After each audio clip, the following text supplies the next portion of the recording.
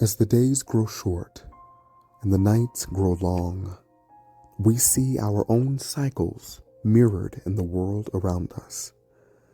Leaves turn from brilliant russets and gold into solemn sable and brown, eventually falling and blackening into the mournful soil. Did you not know that the trees weep with us? Did you not know that the hills yawn with us?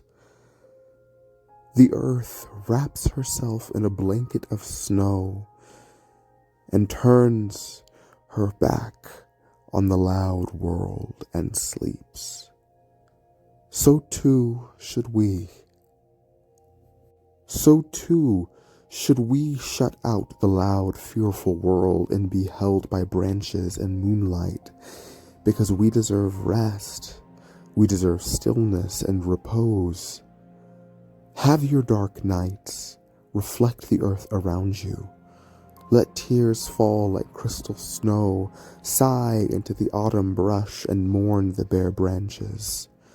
For death provokes new life to begin again, and that autumn brush exhales your sigh as springtime blossoms choked with sweetness, and those bare branches dance as they burst in bloom. The earth shakes off her snow and sadness and knows behind every fallen leaf is the kiss of hope. Behind every budding rose is the promise of a new day. Behind every defeat is an inevitable victory. And as sure as the seasons turn, hope, like the fall, will always return.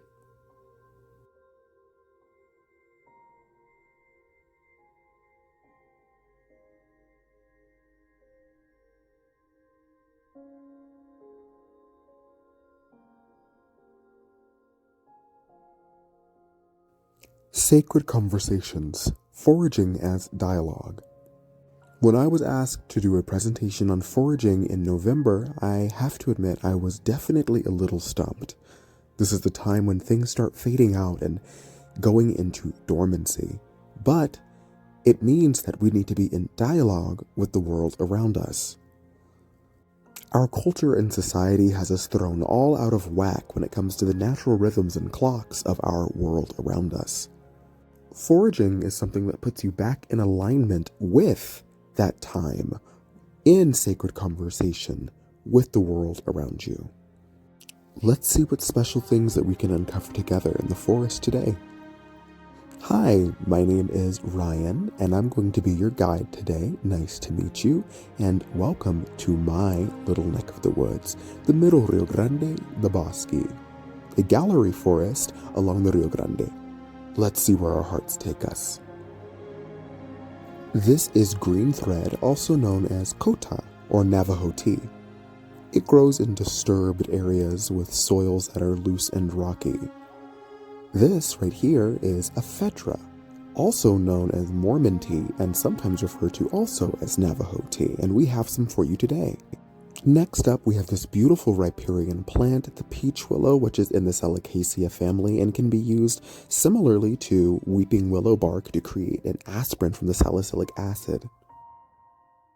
Here we have chamisa, which is known for its incredibly pungent aroma, and it comes up around mid-fall and lasts until late fall, and it's wonderful for clearing the nasal passages and sinuses and lungs of mucus.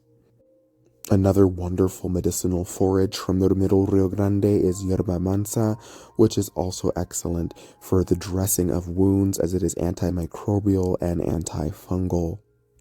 It's also wonderful for relieving pain and has a warming quality to it. I also love how it smells. Foraged greens and vegetables and fruits are a little bit on the rare side this late in fall, but we have the trusty Russian olive and invasive to rely on for that. The little stone fruits that it produces have a sweet and somewhat tangy taste, and it's used in jams as well as preserves, especially in its native range of Siberia. It is totally edible, and I highly recommend somebody tries it at some point. It's worth it. High in the Manzano Mountains, we have big-tooth maple, actually. It's our only native growing maple in all of New Mexico, and it is in the 4th of July Canyon, and it can be tapped for, you guessed it, maple syrup. However, fun fact, maple isn't the only tree that can be tapped for its yummy, yummy sap. So stay on the lookout for other trees that can produce an abundance of goodness for you.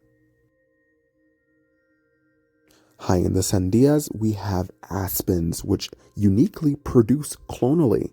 One of the largest entities on our planet is actually an aspen tree in Utah named Pando, which means I spread in Latin. The more you know, right? In this photograph, we have a very common picture in the Middle Rio Grande. We have New Mexico cottonwoods, coyote willow, and Russian olive all coexisting. This is incredibly close to the riverbank, and this was taken mid-October. Now you'll notice not many of these plants, except for the Russian olive, are edible, and as previously stated, edible things are not really a thing this deep in the fall, at least in New Mexico. And lastly, we have this beautiful grove where we can see some mullein, which is also an invasive, but beautifully medicinal for the lungs, for the esophagus, for the breathing passages, and for many, many other things such as anti-inflammatory qualities and joint relief. Our beautiful state of New Mexico is host to a myriad of ecological zones and systems, and therefore has an abundance of forageables and goodies throughout the year. Now to turn it over to Ryan. Hello, Ryan.